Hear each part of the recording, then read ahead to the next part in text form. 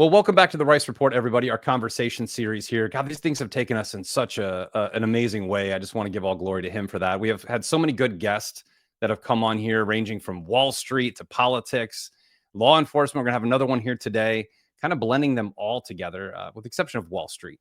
I want to introduce to you here today. Some of you, he needs no introduction. He's very well known. If you've been following the Patriot movement around the country since 2020, Sheriff Mark Lamb is not a stranger to your camera phone, your television screen, your social media feed. You have seen him all around this country fighting for rights, explaining how law enforcement works, defending the border. He actually made a run for Senate in Arizona, and now he is, as we just talked about off camera, working harder now in retirement than he ever did before. So welcome. I thank you. I thank you, and I appreciate you being here today, Sheriff Lamb. Thanks, Eric. Thanks for having me on. I appreciate it. Thanks for the intro, too. Absolutely. And it's great to talk to you here because we actually met. I don't know if you remember this, but we met at Mar-a-Lago in a winter gala a couple years ago. But it was such a chaotic scene at that time that, there's 1,000 people there shaking hands for 10 minutes before speeches started. So great to have a chance to sit down and chat with you here today. So I want to dive into it. Let's go to the border. Reconnect, too. And I was just going to say, you go so many places. Like, I remember faces, but after doing that, the Senate race for the U.S. Senate here in Arizona, you've been so many different places. I just can't put people's faces in specific places anymore. So, well, that's all right because I always I have friends that are like, "Wow, your friend looks like Mel Gibson," or I always get you look like somebody's cousin Dale. So, don't worry about it. I'm a pretty plain guy. Let's hop into the border here, Sheriff. I mean, you were at the forefront of this when the border explosion started in 2020. Many years in law enforcement as a sheriff, so the highest ranking local official you can possibly find in law enforcement. Before we get into the changes at the border, can you kind of walk us through the last 4 years from the inside point of view? Yeah, it was a night and day switch. So I was the sheriff under the first Trump administration. And so we were rolling into January of 2021 when the Biden administration took over. And it was as if somebody flipped a switch or opened the floodgates is probably a better description, or turned off the lights. We had good communication with our federal partners. All that changed. We had it on a local level, but on a national level, we were no longer had a seat at the table. And immediately we just started seeing people just flooding in, and it continued for 4 years. And what most Americans don't realize, the majority of these people were military age men. They were coming from all over the world, from countries where we're not friends with: Iran, Afghanistan, Uzbekistan. They were coming from everywhere. And so I tried to be the watchman on the tower and sounding the alarm as often as I could and as loudly as I could. Yeah, and it went into an echo chamber for the first, 6 to 8 months. I was getting footage from my buddies down at the border and seeing some of the, you're talking 15,000, 20,000 people going through in a single day in a single point of entry. The chaos that ensued. So I think I've watched probably half of your speeches. My favorite speech that you've given, by the way, is the constitutional speech. So we're going to talk about that in a moment. So what would you estimate right now? You hear all kinds of numbers. Oh, there's 6 million here. There's 20 million. There's 40. How many would you personally estimate got into the country during the Biden administration? I think it was around 15 million is what my estimation is. They say around 11 million apprehensions, gotaways. There's no real way to know the gotaways because a lot of the cameras weren't working. The sensors weren't working. They only deem a gotaway if they had contact with them. And then you start to throw in there all the people that actually flew into this country, our own government, picking people up in planes and flying them into this country. So I think that number was conservatively, is around 15 million people in the last 4 years, which if you think about it, that's twice the population of the state of Arizona that came in. And here's where the challenge came for the Democrats and the Biden administration is they no longer had a place to put these people. So they started busing them all into Chicago and New York, and they would go after people like Governor Ducey or Governor Abbott from Texas for busing people into different areas. The reality is the government was busing 10 to 20 buses for every one bus the Texas bused someplace else. Your own government was the one moving these folks around, facilitating it with NGOs. They were paying for plane tickets, their bus tickets. They were moving these people around, giving them cell phones, giving them hotel rooms, giving them gift cards. I mean, it was atrocious what was happening. And on top of that, I just want to bring up one more thing, which is kind of off topic from that, but still in the same vein, is the amount of fentanyl that was coming in this country. You know, back in 2018, 2019, I started going around the country and talking about this drug called fentanyl, and most people had not heard of it. Yeah. 2020 starts hitting, and then 2021, and man, it just was like a firestorm across this country. And it became the leading cause of death in America amongst the ages of 18 to 45. And yet our federal government did nothing to stop it. And I couldn't think of a greater example of terrorism. They were killing over 100,000 Americans without setting a single troop, that we know of. They didn't put a uniformed troop here in this country, but they managed to kill 100,000 Americans roughly a year. And yet our government did nothing about it. So yeah, it was a bad 4 years, and I don't think Americans truly understand the damage that was done and continues to be done on a daily basis from what they did. Yeah, I mean the some of the footage that I saw from Michael Yon and some of these other folks who were down there, there were these NGOs, and if you don't know what an NGO is, I'll tell you the real scoop of what an NGO is. Hmm. It is a government organization that claims to be a non-government organization that's a tax benefit for the wealthy who fund out social engineering objectives. One of those being start a foreign war, create refugees, send the refugees to Mexico, and then let the refugees in through the southern border. I mean, this is what has been happening for the last 4 years, really like probably the last 45 years. If you really think about it, because that's the process. Start a war, make a refugee, send the refugee to America or to Europe, which is completely flooded with illegals there as well. But they were giving these folks rape kits. I mean, this was a standard procedure for women to get a rape kit. They're bringing drugs across, disease, and now we have issues. Like I just had a post, Sheriff, I had a post on Twitter yesterday or 2 days ago, complaining about my car insurance going from $169 to $579 a month. The responses are fantastic because people are like, boomers, like, that's just what it costs, right? Like, well, that's not the point. The point is mandated insurance is a scam. It promotes lawsuits, which is why you need insurance to cover a lawsuit.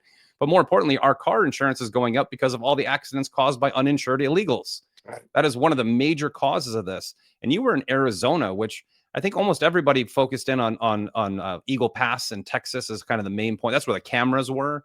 But Arizona was wide open for 4 years. And right now, Arizona rates, I looked yesterday, are almost 50 basis points higher than any other state in the country right now. Is this still a problem there? Are we still seeing a lot of these? Of course, there's illegal crime, but illegal car accidents, things like that. Yeah, and I want to touch on one thing that you said before, and then I'll touch on that.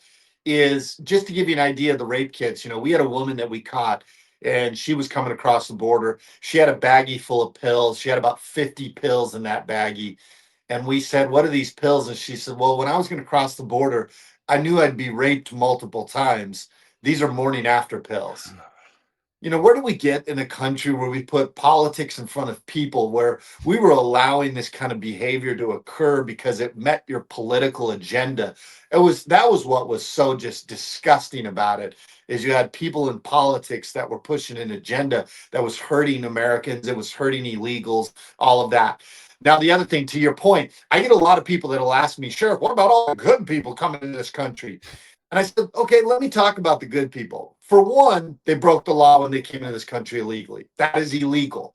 So whether you're a good person or not, you can't break the law. There's no justification in the code that says if you're a good person, you won't be held accountable. So they broke the law coming to this country illegally. Then, if they are driving into this country, they are likely driving without a driver's license, or they have a fake driver's license. If they are driving, if they can't have a driver's license, they don't have insurance, which is why we have all these accidents. My son had a car totaled by a guy driving a truck, didn't speak English, and he took off. And we got stuck with the bill at the end of that. Then you have these people that are, if they are working, they are either working under the table and not paying taxes, while we, the American people, are paying taxes to pay for hotel rooms of theirs. But they're not paying taxes. And if they are paying taxes, it's because they stole somebody's Social Security, or they have a fake Social Security number. The list goes on and on of different laws that they are breaking. So how good are they if they have been breaking one law after another? While some may be civil, some may be criminal, it is certainly an indication that these are not the type of people we want in this country, even if you deem them to be good or not. And amongst all of them, you can't just take a huge group of people, 10,000 people a day, and expect that we can vet them properly to say who's good and who's not good. You know, the reality is, I don't even know if they know who's good anymore, because they're defending the indefensible right Right. now on the left.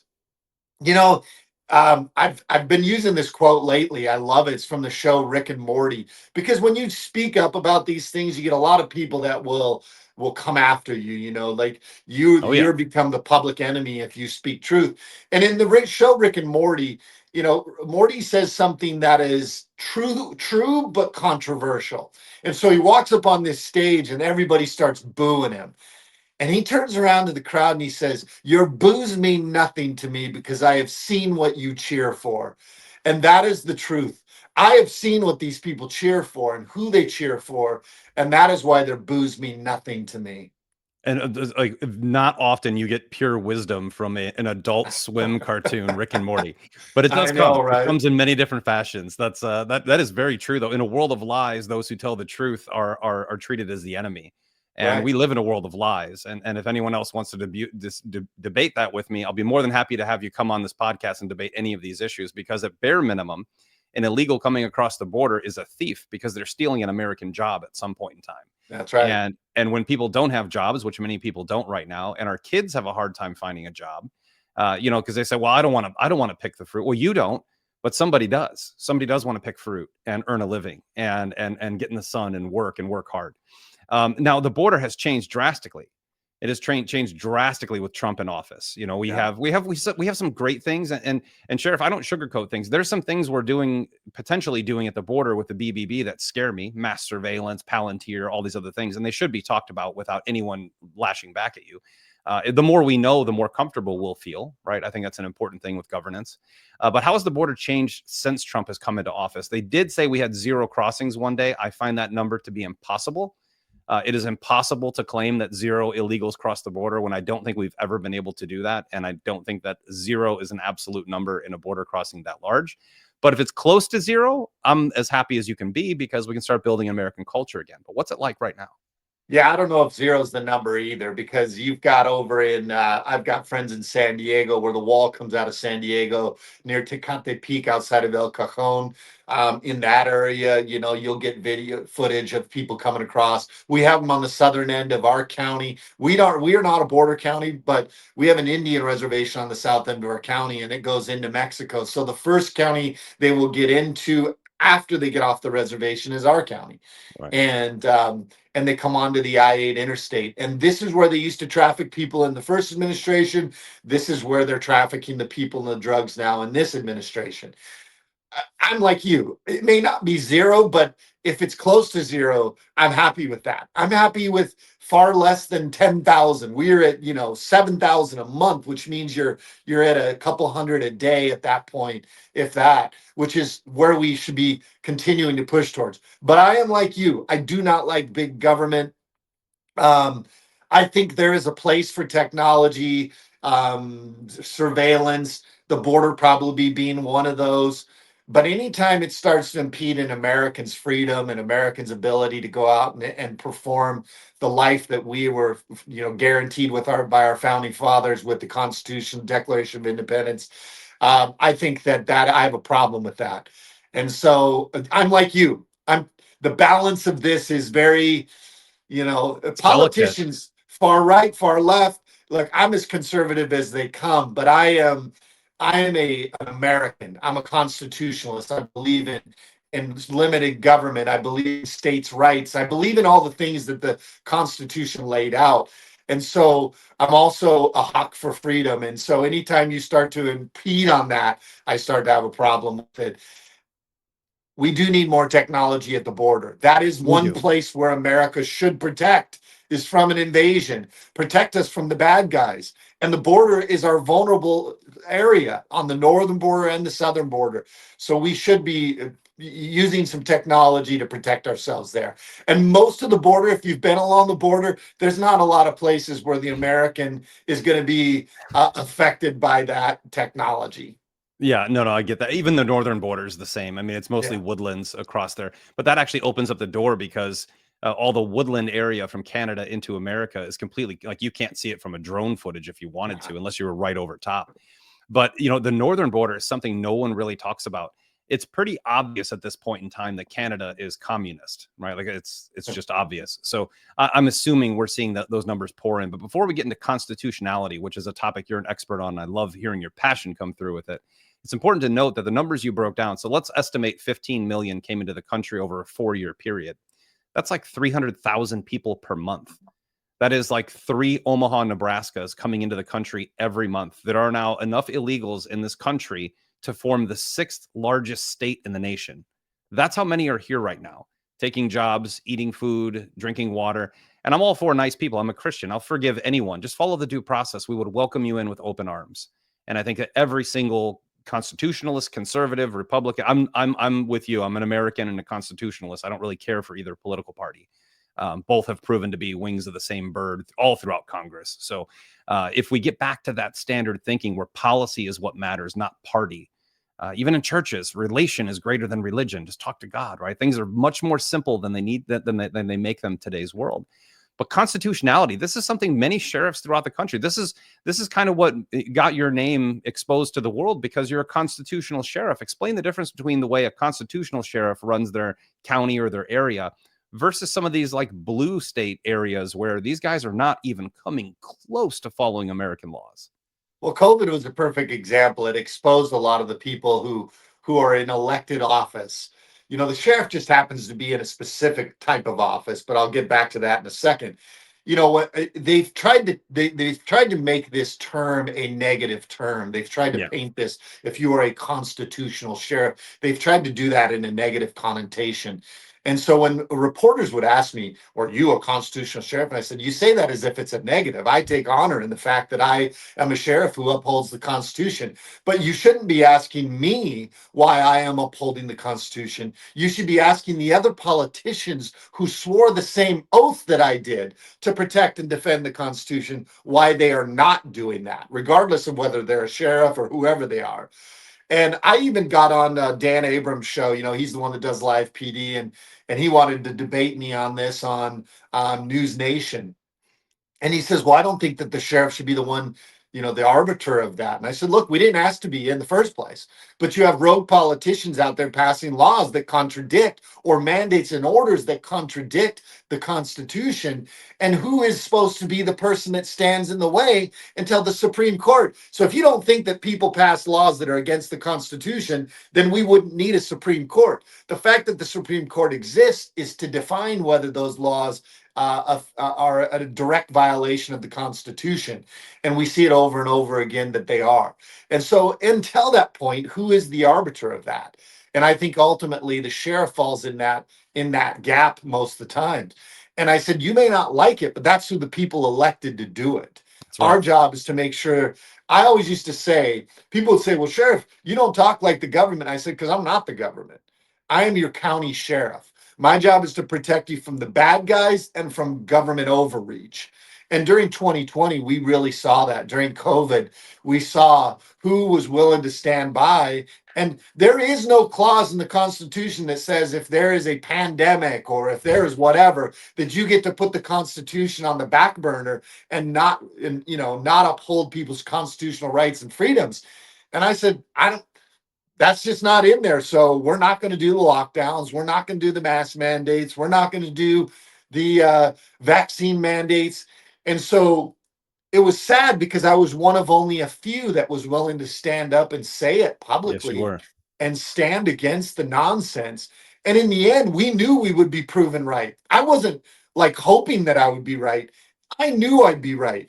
And really what it was I would be right no matter what, because I erred on the side of freedom and the Constitution. And that's what you take an oath to, is the Constitution. Right? You don't take an oath to a senator. You certainly don't take an oath to a governor or a president even. It's to the Constitution. Same with our military. Everyone takes an oath to the Constitution, the rights of the Republic. And I think that we've lost that. And you're totally right. I mean, hearing this stuff in 20 and 21, it's kind of funny because, I'm a much smaller scale, but I've been through the, making fun of me and trying to make telling the truth a bad thing. But hearing people question, what is a constitutional sheriff? Like, this is unbelievable.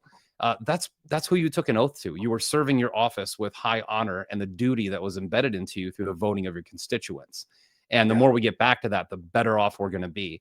If you want to make a change with that, try to change the Constitution. They've been trying to do it for 100 years now. So if you want to do that, change the Constitution. Don't change the mind of a sheriff. They protect you from everything. They tried to find a negative. Here's what happens when they lose an argument. They immediately call you a racist or a bigot or a homophobe or whatever it is that they call you. And so when there were sheriffs who were willing to stand up for the Constitution, they said, he's a constitutional sheriff, as if that was going to somehow land on me negatively or hurt my feelings. I was like, yes, that's what I am. I believe in the Constitution and I'm defending it. And the fact that you think that I'm a constitutional sheriff tells me exactly that I did my job. And I'm not going to let people turn the term constitutional sheriff into a negative thing. The reality is I wasn't afraid to stand up for my people and my people's rights. That's what got me that moniker or whatever name you want to call it. But in reality, Racist. all I was doing was upholding my oath. Yeah, exactly. And that's anytime somebody starts to lose a conversation, if they start calling you names, you know you're winning that conversation. They have no defense.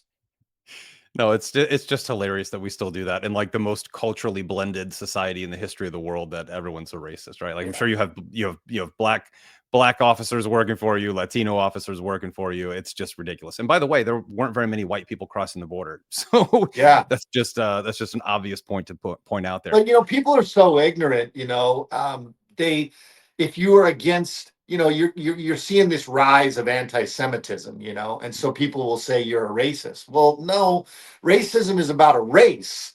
Right. Semitism is a religion or a religious background. They can't even get their name calling right. That's a topic I'm very well versed on, and I won't get into it in this interview with you. I'll get into it with someone else, but it is the only race that is also a religion, that is also a social construct, and it's just completely it's a totally different topic. I'll go into that with someone else. Sure. I know. I'll save you the burden of that. But this is where they just go with these blanket terms, and they don't even really know how to appropriately apply that. And honestly, I've lived other places in the world, and America is probably one of the least racist countries. Oh, it's statistically proven. Yeah, I mean and we can mesh, and even with 15 million or how many there might be 40 million illegals that have come in here over the decades. Even with that, we have still found a way to all live together. Even though if you broke the law, you should be removed from this country. But we're still living together. If we were such a racist country, first of all, those people wouldn't even come here. They wouldn't want to come here. So the whole notion of that, it's just ridiculous that they use those. They just, they've literally taken all the sting out of those words. Yeah, I mean, you point out that, hey, these are the bad guys doing it, and they all have one thing in common, right? Like they all have one thing in common. And you look at stuff like LeBron James, who makes he's worth $1 billion complaining about racism. It's just ridiculous in this country. They hire the figureheads to spearhead the sheep, and then get the sheep to baa at nighttime and yell at the good people. But today we're going to have a whole new barrage. A whole new barrage of racism is about to unfold in America, as President Trump, right now as we speak, is at Alligator Alcatraz in Florida.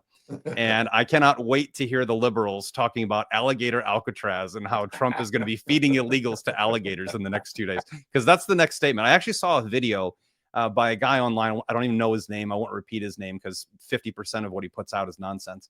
But he was saying that we were taking planes full of illegals and dropping them into shark-infested waters in the ocean. I mean, the stories that are coming out. Talk to me about Alligator Alcatraz, because I'll give you my take. When they first said we're going to reopen Alcatraz in San Francisco, that's an impossibility. It was a hype statement. It's impossible to reopen Alcatraz. It will cost so much money, and who in the hell is going to want to work at Alcatraz? But it was a scary thing to say, and a good political move to move the ball into the right area. And now we're going into Alligator Alcatraz, which, if you haven't seen it, maybe we'll edit in an image of it. But it's like a square in the middle of a swamp with a moat around it, and then a moat that leads into it. The only way on and off is through a boat to get there. It's literally a mini Alcatraz with 5,000 beds. which based on illegal statistics could probably house 500,000 people. But talk to me about this. Before all of us get called racist for even mentioning this, which is going to happen tomorrow morning, talk to me about Alligator Alcatraz. Well, which race are we racist towards? Because all of them but this is white. No one's right, racist but white people. exactly. And here's the thing: is people automatically, and we saw this in LA, where immediately you see these Mexican flags, and now they've tried to make this narrative that it's all about people from Mexico.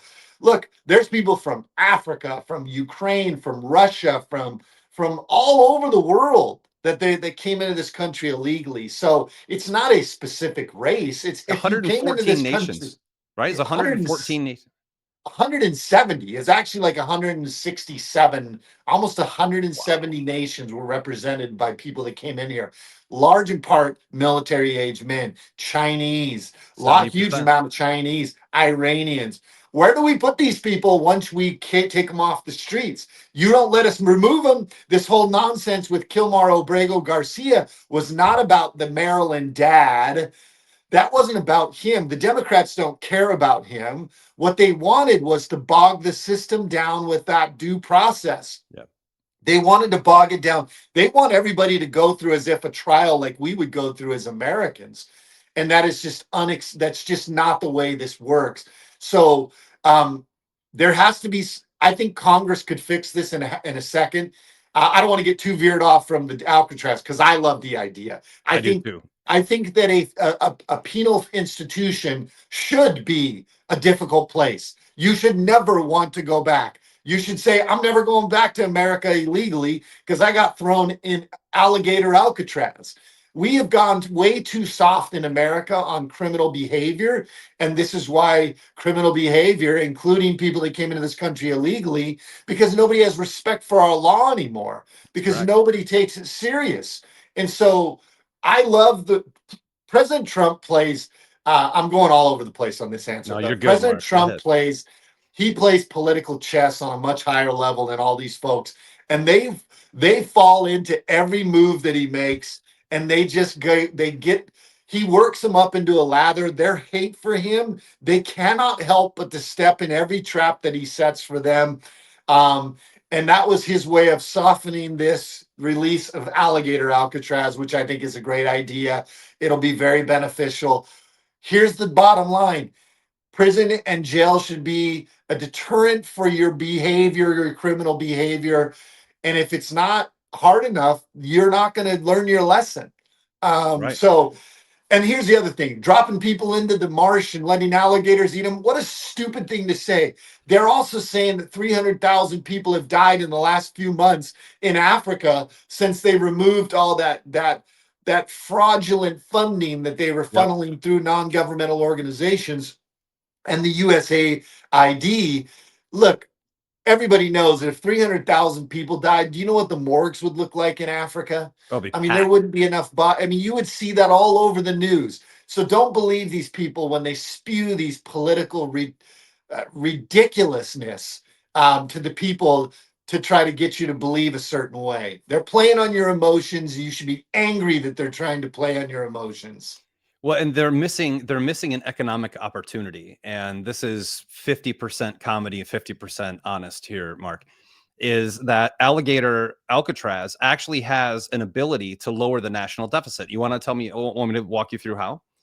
If you are a human being at all, I don't care if you're legal or illegal, and you're coming into this country and you rape a child, there would be a massive pay-per-view event to feed them to alligators. And I think that we could do that. I think we could cut our national deficit by 12% by feeding pedophiles to alligators. I think that's a great, President Trump, if you're watching this, I've got friends, they can hook this up for you. I'm sure you know better people than me.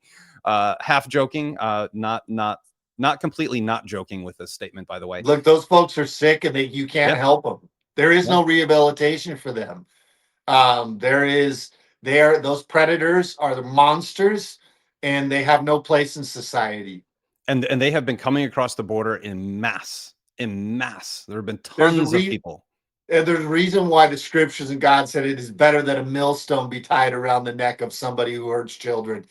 And just to give you the visual of that, that's heavy, and they sink them to the bottom of the ocean because they knew back then The scriptures know, they all know that that is the worst thing you can do. And these folks have a sickness that cannot be healed. It can't be cured. And the best part about the millstone analogy to that is that you could actually make this pay-per-view event a religious event. You tie the millstone around the pedophile's neck and throw him into the swamp with the alligators. Pay-per-view. You're going to have $1 trillion come in. It's better than selling off, gold cards to legal immigrants for $5 million. And we rid ourselves of awful people. It's a great way to go. Can you imagine the amount of protesters? Oh, man. The blue hair everywhere. There would just be blue hair and piercings all over the place. Paid protesters everywhere. Paid. And that's something that until like this year was a change. When we started, it's like the LA riot started. Every normal person I met was like, these people have to be getting paid. Mexican flags. It's not even Mexican. I mean, I lived in LA. There's a lot of Mexicans in LA and they're primarily really good people. But at the same time, crime rates don't lie. Like you have illegals committing like 37% of the crime in LA. Get rid of them first. I get that. But we have this new immigration policy that people are upset about. I am too, just to be frank, where we are setting limits in the big, beautiful bill of 1 million illegals deported per year. It's not a big enough number. We're giving grace to the fruit pickers and the hotel workers. Like, I know we need those, but we also have, an entire generation of entitled teenagers that would really benefit from having those jobs and building some financial stability. But at the same time, we also have protests everywhere, and people are starting to realize this is a business. Like, there are guys interviewing these people and exposing them and going, this person claims to be this, but they just protested at the exact opposite thing last week. So they're getting paid. How do we sift through the BS? I mean, for me, I always say, look in the Bible, then in the Constitution, and that should determine what's right and wrong. That's a great way to go about things. But our society doesn't do that anymore. I always said the 4 pillars of every decision I made was God, family, freedom, and the Constitution, And I think if you stick to the simplicity of those things, you will not go awry. We had a Constitution that has withstood the test of time for 250 years. And we still, with that Constitution, it's small, it's short. You can read it. You can read it in a day, probably. Yet we have bills that are tens of 2,000 pages. How is this? I've always said that no bill should be longer than the Constitution. And if it's longer than that, then it's got pork, it's got all sorts of, this is why we're screwed up. Because we let these politicians put all these things in there, and they started adding all these. You can't go through a 2,000. Remember when Nancy Pelosi said, pass the bill to be able to and then you can bill? read it. Yeah, like this is the kind of nonsense. Where did we follow over as Americans where we just were like, oh, yeah, that makes sense. That makes perfect sense. No, this is ridiculous. What we're doing and where we're going as a country is a problem. And we got to get back to the simplicity of it. And that's how I've always approached my job as a sheriff. When I ran for Senate, it's about bringing back common sense and the simplicity of what this country was built on. And I think if you go back to God and the Constitution, we would fix this country. In a heartbeat. But if we don't, we're not going to fix it. And bring up a great topic there too, because in this latest bill, the big beautiful bill, which is like, I'm not for it, right? Like I called when Trump got in office. The only way you fix this country, you're going to have to print 15 to 20 trillion dollars because we've blown 37 trillion with no benefit to America. So you're going to have to go big. But at the same time, this bill is kind of business as usual. 1,166 pages. It is 1,166 pages. It has multiple topics, and it's the give and take, right? So, no taxes on tips, no taxes on overtime with certain speculation. So not everybody getting overtime doesn't pay taxes. But then they sneak in this 10-year AI lock. Now, we talked about the border. We talked about Palantir. We talked about surveillance, because nowhere in the Constitution does it say life, liberty, and the pursuit of happiness under surveillance. It doesn't say that. Privacy is actually the pinnacle point of life, liberty, and the pursuit of happiness. But AI is actually absolutely needed at the border. Do we need killer drones going across the border that could be turned on citizens with a malfunction? People get into all these things. I'll be honest with you. I think AI is a tool in the hands of a carpenter, builds beautiful things. In the hands of a psychopath, it'll kill you. So as long as it's in capable hands, but there's a 10-year lock. And I think that has a lot to do with configuring our border AI security. You don't want to have interference with politicians in Arizona and New Mexico and California interfering with a federal protection of the borders. And I don't think anyone's talked about this, but I think that's kind of why that rule's in there. What are some of the cool AI things that you're seeing? Because I'm sure you have access to at least, presentations of stuff like that. I've seen the drones, the targeted drones, the heat censoring drones. I've seen all that kind of stuff. Will AI help us at our borders? That's kind of the simplest question from law enforcement. Look, I think AI is going to help in a lot of areas. Just like any good thing, it can be turned to be very bad as well. The internet can be very good. You can tell people all about God, and you can do all these great things with the internet, and you can reach so many people. But at the same time, it's the biggest purveyor of pornography. Like there's a huge. So AI, I find to be probably the same. There's a lot of good things you can do, but AI is also the undoer of truth. Yes. Like you don't know what is true anymore because of AI. And it's getting so good that it can mimic humans, and it's only going to get better. So having said that, I do believe that there is a need for some AI, because I work for a company that does some AI stuff, and it is phenomenal, helping us investigate crimes and pull information together. What used to take us months, if not a year Years, to put together, we can do in 15 seconds now. It is amazing what it does. And it's basically just taking the data that you put in, it's just pulling it all back out and putting it on a plate for you without human error. So, and then I'm doing some helping out a company called 𝗳𝗹𝗪, which they do the fiber. So the fiber is really antiquated down at the border. It's not very effective. It's not very precise. This company is much more precise. It can tell you which direction you're walking, whether it's a human or a cow. And if you trip it, it launch a drone, and the drone can fly over and see whether or not it's actually cattle or people. And then we can deploy effectively and efficiently our Border Patrol resources in there to actually take control of the folks. So I like anything, I think there is a place for it, but having the right people in place that are managing those tools that's what's going to be important. Paramount. Yeah, and you just described an exact scenario. So that's what I was looking for right there. So you have a probably an infrared tripwire. If someone walks by it deploys a drone, verifies whether it's a human or a cattle, and if it's a human, then you have an eye on them from the sky, and you can find them immediately and get them out of there. I'm all for AI at the border as long as it's fully disclosed, the technology, and it's permanently placed at the border. Yeah. I don't want to see it in Chicago. I don't want to see it in Los Angeles, in an American city. But defending the border, I think it's paramount for us. We don't have enough guys. We simply don't. Although this bill actually supports, if you look at the bill itself, it talks about the number of ICE agents they want to hire versus the budget. It's 3.5 million per ICE agent. So there's still pork in these bills. Like it's still massively bloated. And I get that you have to start somewhere. Sure. This was that whole bipartisan border bill was a ridiculous thing. First of all, it wasn't bipartisan. You had a couple of Republicans that were hoodwinked into trying to pass something. What they were doing was trying to give Joe Biden something to run with. It had nothing to do with fixing the border. It had everything to do with addressing the number one concern for Americans, which was the border. So they tried to pass this. But that bill was horrible on so many levels. You've probably heard me on the news just trouncing it. And frankly, when I bring the facts, when I bring the receipts, people are like, well, yeah, we didn't really want that. So the bill wasn't good. It wasn't good at all. It needed to die, and I'm glad it died. There's a lot there. This big beautiful bill is very robust when it comes to the border stuff, but like you said, 3.5 million per border patrol agent, that's a lot. I don't get that for per deputy, at the sheriff's office. But here's what I was going to say. Back when they were saying that, we're going to put on 10,000 border patrol agents, just so people understand, that doesn't happen overnight. No. You got to go through a hiring process, which takes months. And then they go through an academy, which takes 6 months. And then they go through a field training portion of it, which takes one guy here and this guy. Now you're tying a good guy, a seasoned guy up with a new guy. And that takes months. So you're talking about years before we ever really, truly get the effect of that. Do we need to start hiring? Yes.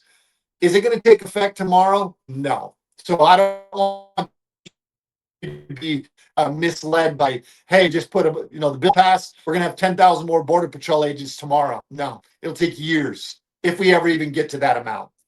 No, and I appreciate you bringing that in. It's one thing I talk about on this podcast and on social media quite a bit is Americans have lost logistical thinking, right? We don't realize that the phone in our hand actually comes from materials in the ground that have to be, procured and manufactured and put together, and like everything takes time. And we talk about a great example would be the drill baby drill, right? Trump just put out a statement saying drill baby drill right now. We need to do it right now. Well, we have 542 rigs in the market. In order to hit our numbers to be energy independent, we need about 900. Those cost $10 million a piece. We can't refine our own oil in this country, so we need to build about 7 or 8 refineries at $35 billion a piece. It will happen. It's going to cost money and it's going to take time. But the good news is, I think for the first time in American history, our money will actually be applied to the things in which it's targeted for, and we'll be able to watch the development occur. So I'm with you. Give things time. Everyone's so reactionary. Social media is a neurotic mess. I mean, somebody says something and everyone flips out. It takes time, guys. You got to hire people. You got to build things. You got to implement rules and regulations to make sure it's run right. There's so many different things that happen that we all need to just chill out for a minute and let the administration do their job.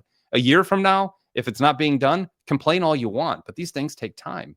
Amen. And I think they're actually happening faster than what I anticipated. Oh, sure. Look, go back 3 months. Everybody was losing their mind over the tariffs, right? And people would ask me, and I go, it's going to be okay. Like, it's going to work itself out. I thought it might take 6 months, 8 months, maybe a year. The market is already, the S&P is up to its highest level ever. Businesses are coming here. It's working better than what I even thought in many of these situations. To fix something, you usually have to scrap it and rebuild it. If I blow an engine, you got to take the engine completely apart and put it all back together. It takes time. Yep. And these folks, Americans now, we're in this day and age of I want it now, fast food, day and age. And you can't get it now. It takes time. And like you said, in a year from now, we'll see whether some of these things are working. But right now, they're working faster than I thought they would work. Yeah, and a year from now I had faith all along. So it's our 250th year anniversary, almost exactly a year from today. So, let's take a look at things then. Until then, give people, even releasing files, guys. I mean, you got to imagine who's on those files. And how hard they're fighting the bureaucracy to protect their names. So give things time. I think we're on the right path. I think there's many things that we need to straighten out. Of course, like I'm not a Pollyanna or a sycophant to follow anyone. I deal with real people. Politicians in any category are just politicians. Jesus Christ is my idol. There's no other idol beyond that. That's right. So give people grace because they're not Jesus. That's right. And I didn't mean to interrupt. I just want to say one thing to what you were saying, because I too want to see people held accountable. All these people who were fraudulently giving billions of dollars to NGOs and funding all this stuff. And Americans want to see people thrown in jail, and not just like low-level people. We want to see those people who were using the auto pen and signing things into place that had no authority to do so. We want to see those people held accountable. And I'm just using that as an example. I think you know what I mean. Yes, we sir. want to see people held accountable. I will tell you, from a sheriff, a detective, having investigated cases, they do take time. Unfortunately, you can't, if I show up to your house and there's an active a crime right in process, I can arrest you and take you to jail. But it's different when there's a lot of pieces involved in it. You have to put it all together. You got to put witnesses together. You got to do all this, then go to a grand jury. Those things take at minimum 6 months to put together a big case. And a lot of these cases, if you're going to put a politician away, it's going to be a big case. And you better have all your I's dotted and your T's crossed. And so I'm cautiously optimistic that our federal branch of law enforcement is going after some of these people, but it does take time. For anybody out there who's salivating at the mouth, I will tell you, give them time, because they do take time. And like you say, if a year we haven't seen it, then we can start asking questions. Yeah, you brought up a good point there too, is we can arrest them. We just can't try them yet. We can't win. So like yesterday, our RFK came out and said, hey, I found evidence that HHS covered up all evidence that these specific injections that go in, and can't say it on this stupid platform, but these things that you inject in your body that are causing autism. Well, my reaction was, go arrest someone today. You can try them over 10 years. Go arrest them. Make a point. Like you said, there's a reason people commit crimes, because they go in somewhere, they get a semi-comfy cot for a year or 2 years, 3 hot meals a day. you know, they deal with prison stuff. But go to Russia. Nobody commits crime in Russia. The crime in Russia is down so severely because now they're sending people back to Siberia. Like if the penalty is stiff, people rethink the crime. And right now we have a lot of high profile people that we feel as the general public who know nothing besides what we can read on the internet and through books, that they should be arrested. And I'm with you. It's getting obnoxious after I've been at this like 10 years, Sheriff. So like I've seen this stuff and watched it, but I also understand that I'm not in charge, that God's in charge, and he'll put things together at the right time. But I'm with you. I think the American people there's so much prevalent treason and crime that has been committed in just the last 5 years. I mean, this isn't a long time horizon. I think we'll see justice at some point. I don't think we'll see the justice that we want to see. And that's okay because we've seen zero until now. So if we see 1% increase, that's good. I guess, you know, nothing's ever going to be perfect. This is Satan's realm. It's where we live. So getting some pressure off the ball would be good there. Yep, absolutely. And I look, I'm here to help wherever I can. Right now, I'm just trying to find my way in this world of being retired and where I'll land. I don't really love politics, but I love being involved in what is right and protecting freedom and the Constitution. That's what I love being involved in. Well, and we love that you're part of that fight, even in your retirement. And I've gone over our time today by about 15 minutes. I can't thank you enough for that. Sheriff Mark Lamb, where can everyone find you online? You know, where you're writing, where you have videos, where they can support you, your social media. Let us know how we can get a hold of you. So I'm launching a new business right now. What I learned is that police officers, veterans, all these guys who serve our communities, they start at a young age and really they know nothing. Many know nothing about business. They don't know what a sole proprietorship is, an LLC, any of that stuff. And so what we've done is the term 10-7 means you're off duty. So what we've created is 10-7 Consulting, TEN7consulting.com. And you go there, and what we do is we help these guys get businesses set up. We help them. It's a membership. We support one another. We give them all the videos that teaches them all about an LLC and an S corp and all these things. I'm launching a book at the end of the month called 10-7, When Your Shift Ends and Your Life Begins. And then I'm also launching the podcast, which will be 10-7 with Sheriff Mark Lamb. And basically all that is to drive there. I want to help these guys get out and reignite their purpose. The average police officer dies within 5 years of retirement, and a lot of it goes because they do have the purpose after that. And we want to give them purpose, and we want them to have be the masters of their fate. So check us out, 10-7consulting.com. You can also go to sherifflamb.com. That's where I have like the bobbleheads and the coins and that kind of stuff. And you'll probably see me on Fox and Newsmax. I take every opportunity that I can to go out and talk about what is good and right in this world and trying to stand up for those things. So I just appreciate you having me on today. Absolutely. Absolutely. And I've been a businessman for years and years with many of my own companies, and I'd be more than happy to contribute voluntarily to help some of these officers. I'd be more than happy to. That'd be great. Sheriff Mark Lamb, this has been awesome, man. I can't wait to see you flourish in the future. I'm very happy for your retirement. Thank you for taking the stances that you've taken and the arrows that you've taken over the years for this country. It is just amazing to have a chance to talk to you finally, instead of just shaking your hand in a fancy bow tie meeting, just getting out here and being two guys having a conversation. I'd love to see you back on here in a few months. Let's get an update of how you're doing, the progress, where we're at in this country. Hopefully we have a pay-per-view event at Alligator Alcatraz. That would be awesome. But until next time, God bless you. God bless this country. Thank you so much for being here. Thank you, brother. God bless you too. And thanks for having me on. It's been a pleasure.